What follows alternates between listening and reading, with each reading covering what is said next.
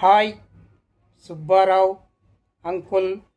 ఈ లెనిన్ ఉన్నది మీ కష్టాలు తీర్చడానికే. లెనిన్ అంకుల్, డోంట్ వర్రీ, నేనున్నాను. ఈ లెనిన్ ఉన్నాడు. మీరు చింతించ అవసరం లేదు. అర్థమయ్యిందా? ఇక మీ ప్రాబ్లం అన్నీ మీకు ప్రాబ్లమ్సే. పాపం 60 ఏళ్ల వయసు వచ్చింది, రిటైర్డ్ అయిపోయారు. ఆ వచ్చిన డబ్బులతో ఇల్లు కట్టుకున్నారు. ఇప్పుడు మీ భార్యకు హార్ట్ ప్రాబ్లం. దానికి ఆపరేషన్ చేయడానికి డాక్టర్ 10 లక్షలు అడిగాడు. డబ్బులు లేక మీ భార్య ఆపరేషన్ ఆపేసినారు. ఒకటి. రెండవది, మీ పెద్ద కూతురు సాఫ్ట్వేర్ జాబు సాఫ్ట్గా చేసుకుంటూ పోతుంది. పాపం ఆమెకొచ్చే జీతంతో మీ కుటుంబం నడవడం చాలా కష్టంగానే ఉంది. ఆంటీ ఆపరేషన్ కూడా చేయించలేకపోతున్నారు. ఇక మీ చిన్న కూతురుకు డాక్టర్ అవ్వాలనేటటువంటి కోరిక బలంగా ఉంది. కానీ ఏం లాభం?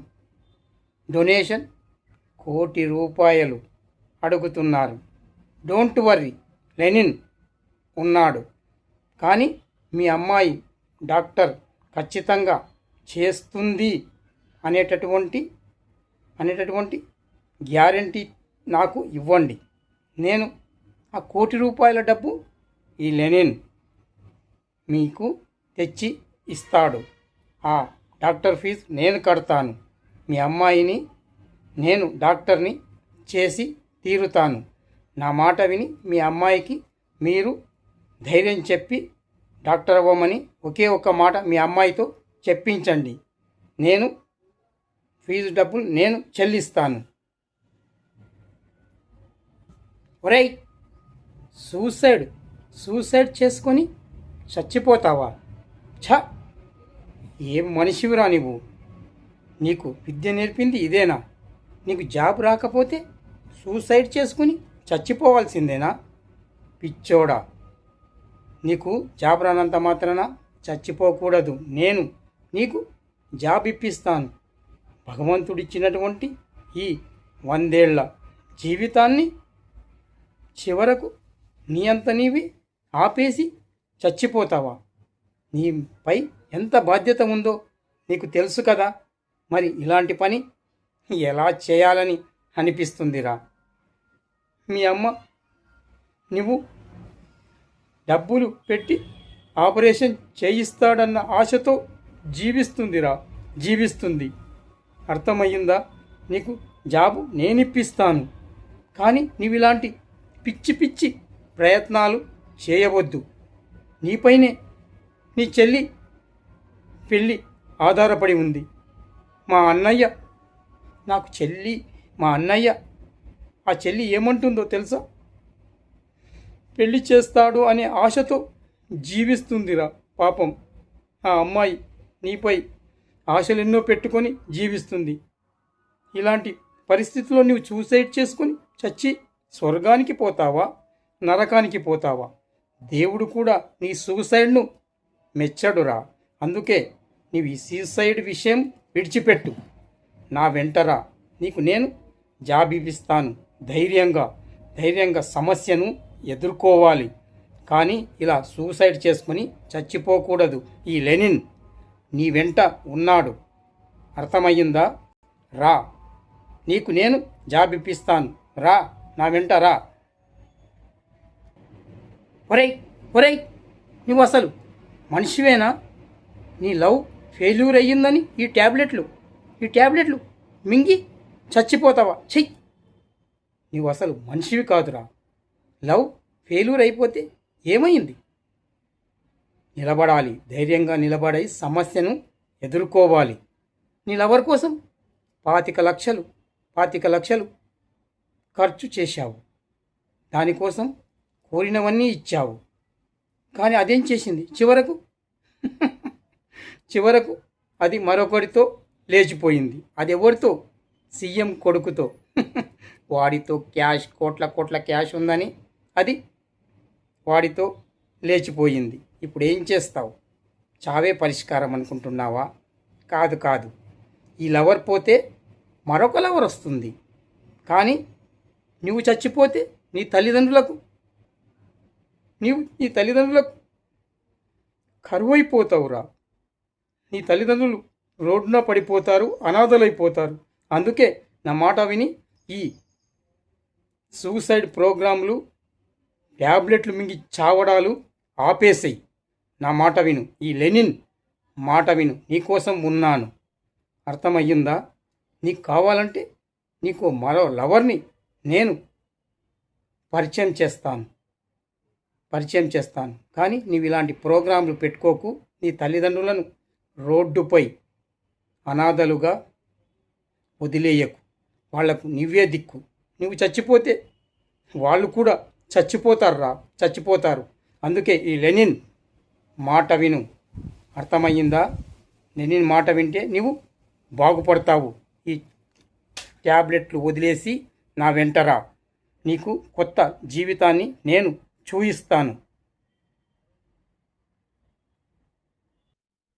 ఎవడ్రా ఇక్కడ లంచాలు తీసుకునేది? ఈ లెనిన్ వచ్చాడు. లంచాలు తీసుకుంటే పీక పిసికి చంపేస్తాడు. ఒరేయ్, ప్రభుత్వం లక్షల కొద్ది జీతాలు ఇస్తుంది. అయినా మీకు సిగ్గనిపించడం లేదురా? లంచాలు తీసుకుంటూనే ఉన్నారు. ఒరేయ్, ఒక పేద రైతు తన పొలాన్ని తన కొడుకు పేరుపైకి మార్చమని నిన్ను బ్రతిమాలాడు. అప్పుడు నీవేమన్నావు? 5 లక్షల లంచం ఇస్తే కానీ తన కొడుకుపై ఆ పొలాన్ని రిజిస్ట్రేషన్ చేయనని చెప్పావు. నీకు ఇదేం పోయే కాలంరా? ప్రభుత్వాలు డబ్బులు ఇస్తుంది, జీతాలు తీసుకుంటున్నారు. ఇలా ఏసీలో కూర్చొని హాయిగా ఎంజాయ్ చేస్తూ జీవితాలను గడిపేస్తున్నారు. కానీ ఈ లంచాల బుద్ధులు మాత్రం పోవడం లేదు. మీలాంటి ఎదవల్ని ఏకంగా గొంతు కోసి చంపినా పాపం పోదు. ఎందుకురా? ఎందుకిలా పేద ప్రజల రక్తంతో కష్టపడినటువంటి రక్తాన్ని కార్చి డబ్బులు ఇస్తుంటే ఇలా మీరు ఎంజాయ్ చేస్తున్నారు. లంచాలు తిని కోట్ల కొద్ది డబ్బులు సంపాదిస్తున్నారు. ఒరేయ్, నీకంత లంచాలు తీసుకోవాలని ఉంటే డబ్బులే సంపాదించాలని ఉంటే మీ భార్య కూడా ఉంది. పంపిస్తే డబ్బులు అది సంపాదించి తెస్తుంది. అలాంటి డబ్బులతో మీరు ఎంజాయ్ చేయండిరా. అప్పుడు మీకు గుండెల్లో బాధ. మీ భార్యను పంపించిన డబ్బులతో ఎలా వస్తాయో ఆ డబ్బులు తీసుకొని వస్తే ఆ డబ్బులతో మీ భార్య తెచ్చిన డబ్బులతో మీరు అప్పుడు ఎంజాయ్ చేయండి. అప్పుడు తెలుస్తుంది మీకు సంపాదన, దాని విలువ, డబ్బు ఎలా వస్తుందో దాని లెక్క ఏంటో అప్పుడు అర్థమవుతుంది. మీవి బతుకులేనారా? చనిపోండిరా.